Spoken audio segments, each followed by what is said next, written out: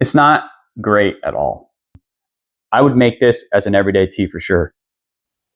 All right, so we definitely have a winner, and I think the clear winner is going to be, this time we're going to make something called gamnipcha from Korea, or kokonoa cha out of Japan. So we're going to harvest some of these leaves here.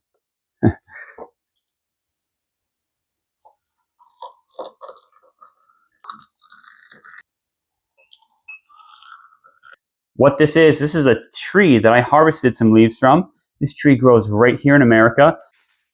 It's been used for roughly 2,000 years over in China, and it's been used mainly as a everyday tea and a health tonic as well, as it has a high amount of vitamin C on it. Actually, in World War II, Japan started drinking a lot of it because they had a hard time sourcing green tea. It became kind of their everyday tea there.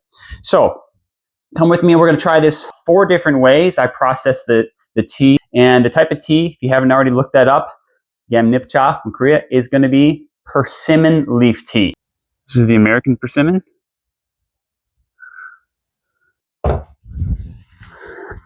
Now, quick disclaimer, I've never had persimmon leaf tea before, so I'm going to find out which of these 4 different methods are going to be the best for everyday drinking, which one tastes right, which one's most bitter, and which one I would prefer. So wait around until the end of the video when I find out which one is going to be the winner, so you don't have to go through all this work like I did. Okay, so this is what I ended up with. I've got a pretty good size amount of persimmon leaf. Let me go through the processing with you. Method number 1, not necessarily this one, but one of these methods we used, we took the leaves off the tree and essentially just dehydrated them on the dehydrator. Easy peasy. Method number 2 is I steamed the leaves before we dehydrated them. This is very similar to the way they make green tea in Japan.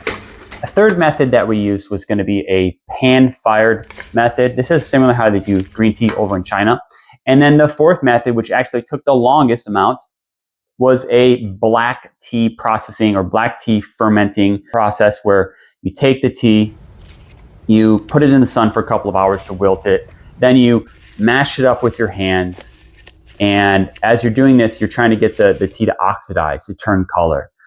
Finally, we let it rest. I used a wet cloth to keep it moist while it rested for a couple of hours, and then we dehydrated it after we baked it. Starting with the first one. Ready for the test? See what happens.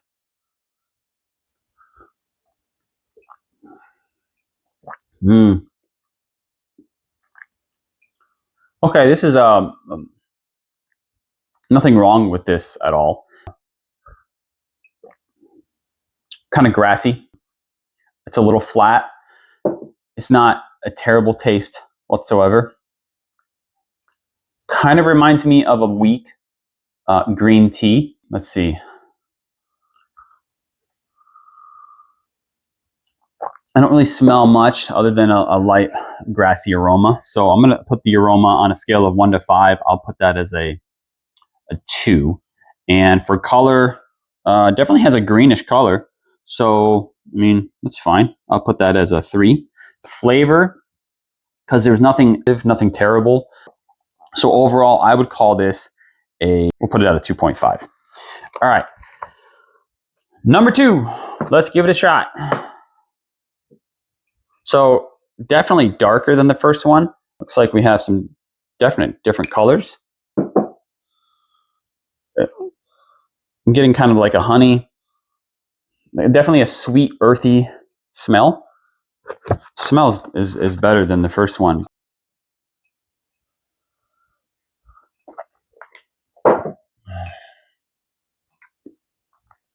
Yeah, the taste is similar to the smell. So it's got some earthy sweetness to it.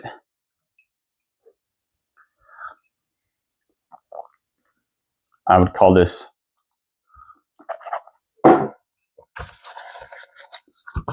for color, I'm gonna put it at a 3. Flavor, I'm gonna give this a 3. And there's bitterness, I'm gonna put at a 3. Aftertaste, there is a little bit of dryness, maybe some tannins or something coming through. Not terrible, not as bad as like a grape skin or anything, but just noticeable enough, much like a tea would have. It's fine. I'll put it at a 3 as well. And drinkability, I would go back to this. I would put this at a 3, just slightly better than the first one. Overall, let's call it a 3. All right. So, third one.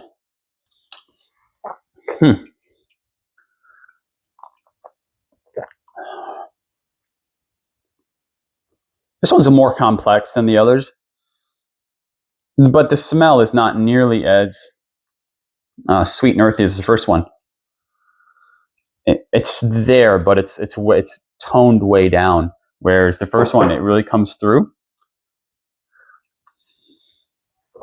Bitterness, also a 3. Aftertaste, I'm gonna put this one overall as a 4. I'm gonna bump the flavor up a little bit to a 4 and put the drinkability on this one up to a 4. Let's go to number 4, last one.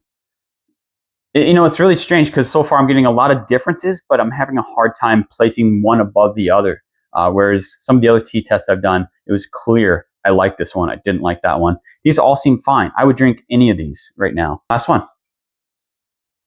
This one is definitely different. It kind of has a golden yellow green color. Similar to the first one in appearance, but more golden than this one. Smell is not as good. No, I would definitely rate this one worse on the smell. There's something with the smell that makes you go, I don't know about that one. I'm going to put it at a 1 for the smell. Color is fine. Put the color at a 3. Let's try this flavor on this thing.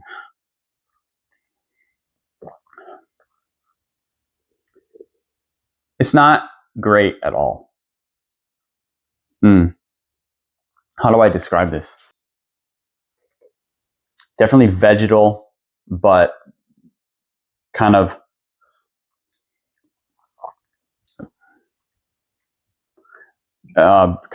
bitter. Not a good vegetal flavor. I'm going to put the flavor at a 1. Aftertaste kind of gives you that kind of like, yeah, I don't know. I don't want to drink any more of that kind of a flavor going on afterwards. I'm going to put it at a 1. And the drinkability, I got to put this down at a, I'm going to put it at a 1.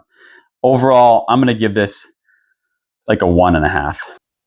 All right, so we definitely have a winner. And I think the clear winner is going to be this one here.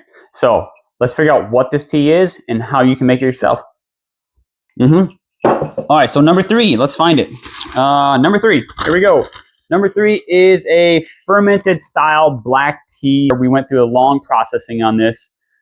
You know, it's interesting, when I was making this tea, when I was fermenting this one out, put it in the sun for a while, and as I was rolling this one and letting it sit and ferment and oxidize, it had a real fruity smell. Very, very pleasant. So I'm happy that one came out. Let's find out what our runner-up was. Number 2. Let's figure that one out. Number 2. Whoa, no way. That can't be right. Maybe somebody messed up, but it says that this is just a regular off-the-tree dehydration. You know, that's what it kind of looks like. That's impressive. So number 2, regular off the tree. And number 1 was a steam treatment. So we took it off the tree and steamed it. And then number 4 was a dry pan roast. So I didn't expect that at all. But now that I'm looking at it, the dry pan roast does have a darker color than this one. So it's got to be right. I would have expected this one actually to be the dry pan roast if I was having to choose, just because it's got the darkest color. It looks like that is number 2, right off the tree though. So if you want to give this a try for yourself, I urge you to go find some persimmon trees and try to harvest some leaves, get your vitamin C content up. That was why it was historically used. And thanks for watching, everybody. Don't forget to pick yourself up a copy of the Earthkeeper's Journal. Have it available in the link below. Thanks.